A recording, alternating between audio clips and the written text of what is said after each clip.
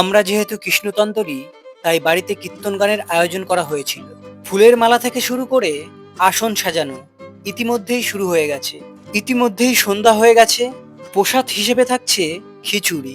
তাই আপনারা দেখতে পাচ্ছেন ইতিমধ্যে আমাদের রান্না শুরু হয়ে গেছে আর ওদিকে গান চলছে।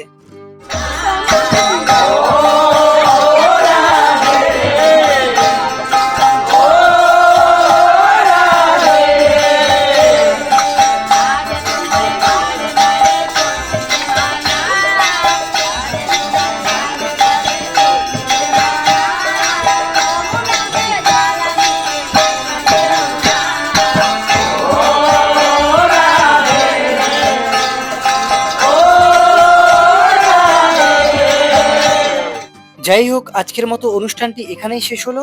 দেখা হচ্ছে পরবর্তী ভিডিওতে। টাটা।